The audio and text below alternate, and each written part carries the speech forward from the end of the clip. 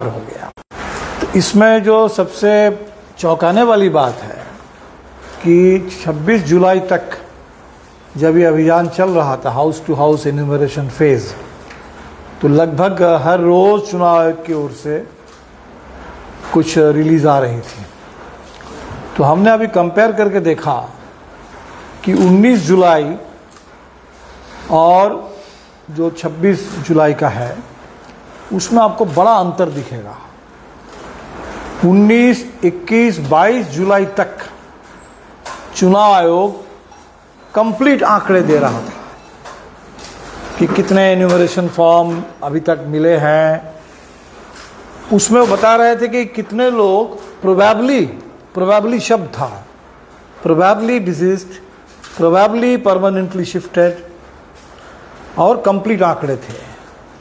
22 जुलाई के बाद से ये प्रोबेबली शब्द हट जाता है। तब वो कहने लगते हैं कि रिपोर्टेड सो फार, परमानेंटली माइग्रेटेड रिपोर्टेड सो फार। और फाइनल जो रिपोर्ट है उसमें अब आंकड़े नहीं है, परसेंटेज है, एक पाई डायग्राम है और उस परसेंटेज के हिसाब से आंकड़े हैं। इसमें आपको दिखेगा कि 19 जुलाई के बाद से इसमें एक छलांग लगता है। आंकड़े ज़बरदस्त तरीके से, ठीक आजकल जैसे सर्च प्राइसिंग का मॉडल चला है, राजधानी का किराया भी जिस तरह से बढ़ता है, जो चुनाव के आंकड़े भी आते हैं कि 5 बजे के बाद अचानक पोलिंग में छलांग, तो इनके SIR के आंकड़ों में भी हमने देखा कि जो आखिरी हफ्ता है उस आखिरी हफ्ते में छलांग लगा करके आंकड़े बढ़ गए। हमने उसी पर एक आज पूरे टोटल अध्ययन करके एक पोस्ट भी हमने किया है फेसबुक पर। तो इसमें ये आंकड़े आप देख सकते हैं कि जो जैसे 19 जुलाई का जो आंकड़ा है उस समय था कि 7 करोड़ 15 लाख एन्यूमरेशन फॉर्म के आधार पर उस समय चुनाव आयोग ने कहा था कि 14,29,000 लोग चुनाव आयोग के हिसाब से प्रोबेबली डेड, जब टोटल था 7 करोड़ 15,82,000। और 22 तारीख आते आते 22 तारीख का जो आंकड़ा है उसमें भी एन्यूमरेशन फॉर्म लगभग उतना ही है, 7 करोड़ 16 लाख, लेकिन मरने वालों का आंकड़ा बढ़ के हो जाता है 18,66,869। और फिर जो फाइनल आया है उसमें ये हो गया है 22 लाख। तो आप देखेंगे कि इनके आखिरी हफ्ते में जो मरने वालों की संख्या है वो अचानक बिल्कुल आपके 27 लाख नहीं, मरने वालों का 22 लाख, मरने वालों का आंकड़ा 22 लाख है। तो 14,29,000 से छलांग लगा करके ये 22 लाख में पहुंच जाता है। मतलब 7.5 लाख से भी ज़्यादा मरने वालों के आकलन में इजाफा हो जाता है आखिरी सप्ताह में। उसी के साथ साथ आप देखेंगे कि जो जिस कैटेगरी में कहा जा रहा है परमानेंटली माइग्रेटेड, बिहार से जो स्थायी तौर पर बाहर जा चुके हैं, बाहर के ही अब बासिंदा हो चुके हैं, ये जो आंकड़ा है ये आपके 18 तारीख को 19 जुलाई का जो प्रेस रिलीज था उसमें ये आंकड़े थे 19,74,000। 19,74,000 ये 19 तारीख को चुनाव आयोग का आंकड़ा था कि 19,74,000, 20 लाख से कम ये लोग बिहार से स्थायी तौर पर बाहर जा चुके हैं। और ये आंकड़ा जो फाइनल रिपोर्ट आई उसमें ये आंकड़ा हो गया है आपके 36 लाख। तो आप देखिए, छलांग देखिए, आखिरी हफ्ते में ये आपके 19 लाख से छलांग लगा करके 36 लाख, लगभग डबल एक हफ्ते में। शुरुआती 3 हफ्ते में 19 लाख था और आखिरी हफ्ते में वो छलांग लगा करके 36 लाख हो गया। इसी तरह का आंकड़ा देखिए, एक आंकड़ा आता है अनट्रेसेबल, जो आंकड़ा शुरू में 11,000 था, 19 तारीख को, 22 तारीख को भी 11,000 समथिंग था, ये आंकड़ा हो गया है 1 लाख। लेकिन वही बड़ा मिस्टीरियस है कि एक आंकड़ा है वो दे रहे हैं कि मल्टीपल एंट्रीज, डुप्लीकेशन, और डुप्लीकेशन का जो आंकड़ा है ये 19 तारीख को था 7.5 लाख, और जो फाइनल आंकड़ा आया है उसमें हो गया 7 लाख। तो मरने वालों की संख्या में 7.5 लाख की बढ़ोतरी आखिरी हफ्ते में, परमानेंट माइग्रेशन के आंकड़े में लगभग वो दुगुना हो गया, 19 लाख से वो 36 लाख हो गया, अनट्रेसेबल का आंकड़ा 11,000 से 1 लाख हो गया, लेकिन जो डुप्लीकेट एंट्री, डुप्लीकेशन का आंकड़ा है वो 7.5 लाख से घट करके अब 7 लाख हो गया। अब ये कुल मिलाकर के आंकड़ों का पूरा जो एक जबरदस्त, एक उसको क्या कहा जाए, एक जादू चुनाव आयोग ने जो कर दिया SIR में, इसका कोई जवाब तो है नहीं। अब आइए कि सुप्रीम कोर्ट ने जो चुनाव आयोग से कहा, और हम लगातार देख रहे हैं कि सुप्रीम कोर्ट चुनाव आयोग को एक कॉन्स्टिट्यूशनल बॉडी के हिसाब से ट्रीट कर रहा है, और इसीलिए सुप्रीम कोर्ट ने अभी तक कोई ऑर्डर नहीं किया, सुप्रीम कोर्ट ने सिर्फ एडवाइस किया है। लेकिन सुप्रीम कोर्ट के हर एडवाइस वो चुनाव आयोग ने पूरी तरह से एक उसकी उपेक्षा करते हुए, अवहेलना करते हुए सिरे से खारिज कर दिया है। जैसे चुनाव आयोग ने, सुप्रीम कोर्ट ने चुनाव आयोग से कहा था कि डॉक्यूमेंट में आप आधार को शामिल कीजिए, आप राशन कार्ड को शामिल कीजिए, आप शामिल कर दीजिए उसमें वोटर आई कार्ड को, ये चुनाव आयोग ने सिरे से इनकार कर दिया। अभी जो चुनाव आयोग से सुप्रीम कोर्ट ने कहा था कि आप जिन लोगों को आपने बाहर किया है इलेक्टोरल ड्राफ्ट रोल से, किस कारण से आपने बाहर किया, उसके कारण बताते हुए आप अलग अलग सूची दीजिए। और हम जो देख रहे हैं कि SIR की सूची हिंदी में मिल रही है, लेकिन जो लोग डिलीट हो गए हैं नाम, ज़्यादातर जिलों से हमें जो रिपोर्ट मिल रही है कि वो सूची अंग्रेजी में है, वो सूची हिंदी में है भी नहीं, और उसमें कारण नहीं बताया जा रहा है।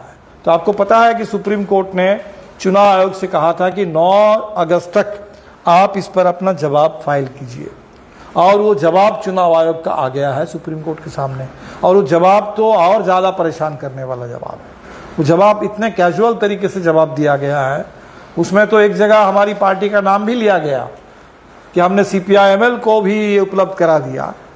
तो हमारी पार्टी का नाम चुनाव आयोग के एक रजिस्टर्ड और मान्यता प्राप्त पार्टी के हिसाब से हमारी पार्टी का नाम है CPI-ML लिबरेशन, और चुनाव आयोग जो एफिडेविट, वहाँ चुनाव सबसे एफिडेविट की मांग हो रही है, राहुल गांधी से भी एफिडेविट की मांग हो रही है, और चुनाव आयोग खुद जो एफिडेविट फाइल कर रहा है सुप्रीम कोर्ट में, उसमें एक रजिस्टर्ड बिहार के लिए एक रिकॉग्नाइज्ड पार्टी, उस पार्टी का नाम आधा अधूरा आप डाल रहे हैं CPI-ML, जबकि हमारी पार्टी का नाम CPI-ML लिबरेशन है चुनाव आयोग के इसमें रजिस्ट्रेशन में। ये क्या दिखा रहा है कि चुनाव आयोग जो इतना बड़ा एक्सरसाइज चला रहा है और बड़े कानून बतियाने वाला आयोग है, वो बहुत छोटी सी बात है, एक पार्टी का नाम भी सही ढंग से आपको लिखना चाहिए, वो भी चुनाव आयोग के एफिडेविट में नहीं है।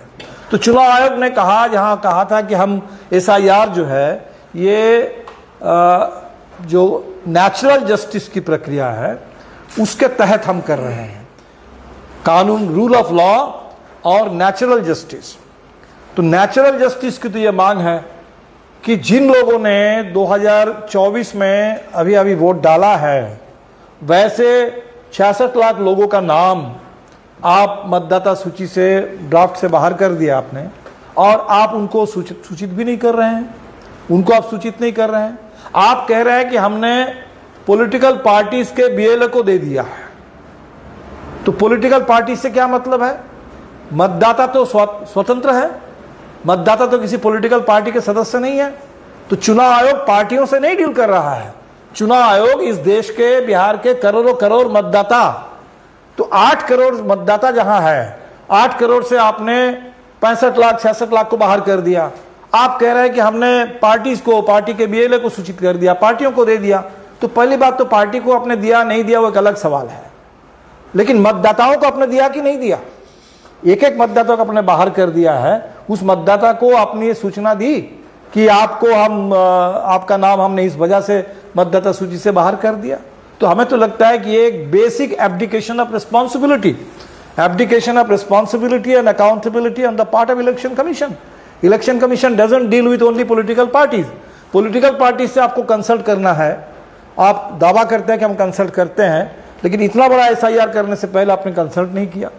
और एसआईआर जब शुरू हुआ तो बीच बीच में हमने जो भी आपसे कहा कि इस एसआईआर की प्रक्रिया को लेकर के इसको दुरुस्त कीजिए, वो आपने सुना नहीं। तो पार्टीज की बात तो आप सुनते नहीं है। लेकिन हमारा कहना है कि ये this is about electoral roll, this is about electors, this is about every single इलेक्टर of Bihar, जो कल तक इलेक्टर थे और अभी आपके एक तुगलकी फरमान से आपने बाहर कर दिया अभियान से, तो उनको आपने तो बताया नहीं। तो हमें लगता है कि ये चुनाव आयोग, सुप्रीम कोर्ट को भी इस पर देखना चाहिए कि चुनाव आयोग का जो रवैया है, सुप्रीम कोर्ट के सवालों का भी सही ढंग से जवाब नहीं है। और पार्टियों के नाम पर कि पार्टियों को हमने दे दिया, बीएलए, हमारे बीएलए ने ऑन प्रोटेस्ट एक्सेप्ट किया कि हमें जो सूची चाहिए थी कि आपने किनको डिलीट किया और किस ग्राउंड पर डिलीट किया, हमें वो सूची नहीं मिली।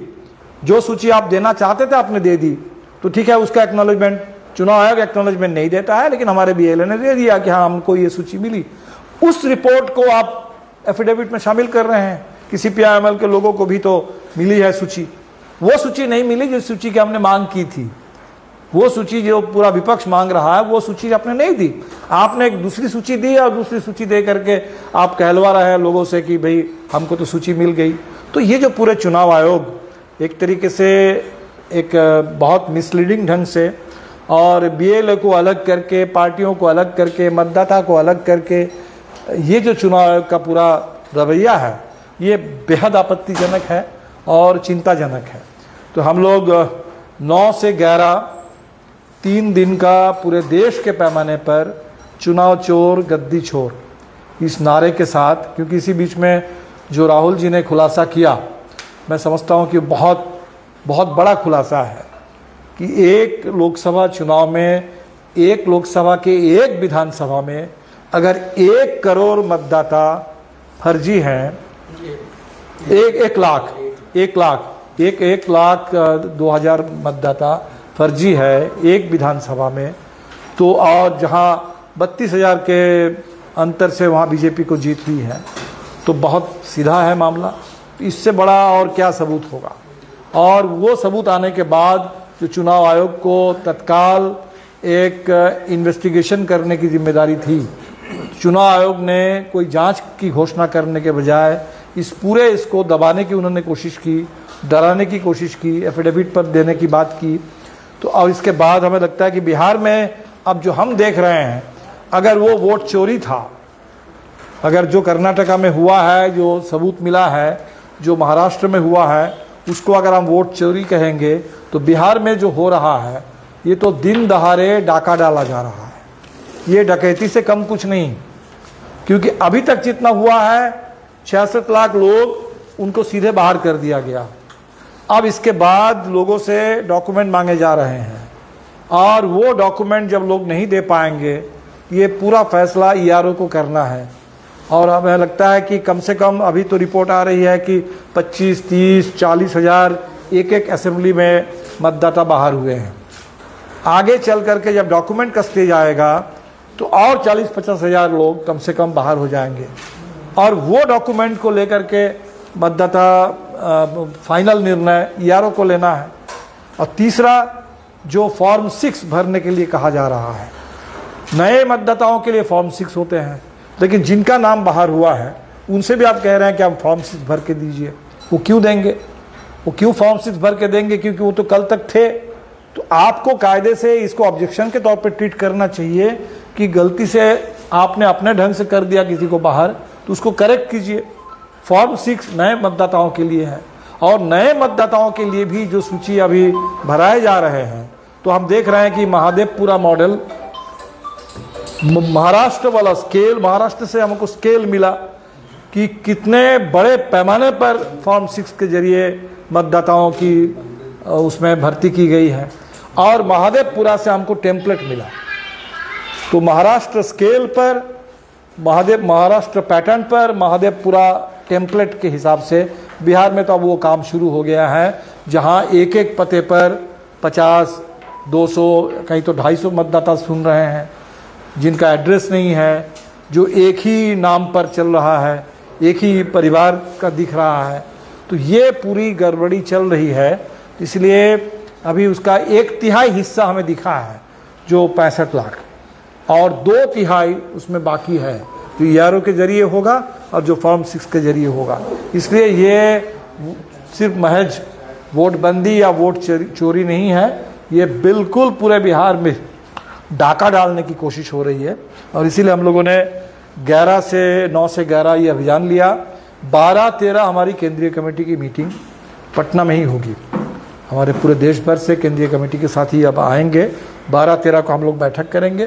15 तारीख को पूरे बिहार में और पूरे देश में ही हम लोग आज़ादी बचाओ, संविधान बचाओ और लोकतंत्र बचाओ, इस नारे के साथ विकेंद्रित ढंग से जगह जगह जनता की गोलबंदी होगी और तिरंगा झंडा और संविधान के साथ हम लोग ये संकल्प लेंगे कि इस संविधान की रक्षा करनी है। और संविधान में जो सबसे बुनियादी अधिकार देश के नागरिकों को मिला है वो है वोट डालने का अधिकार, उसकी रक्षा करनी है। 17 तारीख से पूरे इंडिया गठबंधन की ओर से एक यात्रा बिहार में चलेगी 30 अगस्त तक, और जिसका समापन पटना में 1 तारीख को होगा। ये वोटर अधिकार यात्रा है। तो पूरे बिहार में अगस्त महीने का आंदोलन का कार्यक्रम है मतदान के अधिकार की रक्षा करने के लिए। और बिहार के लोगों से यही अपील करेंगे कि 1942 को याद कीजिए। 1942 में महाराष्ट्र से नारा आया था, कांग्रेस का अधिवेशन वहीं हो रहा था, जहां से गांधी जी ने करो या मरो का नारा दिया था, अंग्रेज़ों भारत छोड़ो का नारा दिया था, और जिसके चलते उस समय कांग्रेस के पूरे नेतृत्व को जेल में डाला गया था। लेकिन बिहार के नौजवान थे जिन्होंने उस करो या मरो का जो नारा था, अंग्रेज़ों भारत छोड़ो का नारा था, उस नारे को अपना आंदोलन का नारा बना लिया। और 11 अगस्त आते आते हमारे 7 नौजवान पटना में शहीद हो गए उस तिरंगा को फहराते हुए। तो 1942 के आंदोलन को पूरे देश में सफल बनाने का काम सबसे ज़्यादा बिहार से हुआ था। महाराष्ट्र से नारा आया था और बिहार से हुआ था। इस बार भी जो महाराष्ट्र में चोरी हुई है चुनाव की, और जो 2024 के चुनाव की भी चोरी जिसका सबूत हमें कर्नाटक से मिला है, तो ये चुनाव चोर गद्दी छोर, ये जो नारा पूरे देश में गूंजने लगा है, इस नारे को भी, इस आंदोलन को भी साकार करने, इसको सफल बनाने की पूरी जिम्मेदारी बिहार के कंधों पर है। और बिहार के आज के मतदाता 1942 के भारत छोड़ो आंदोलन को याद करते हुए लोकतंत्र की रक्षा करने के लिए, मताधिकार की रक्षा के लिए, आज़ादी की रक्षा के लिए आगे आएंगे। हम लोग इस पूरे आंदोलन में रहेंगे और पूरे अगस्त महीने में इसी आंदोलन के संदेश को जन जन तक पहुंचाने की पूरी कोशिश करेंगे।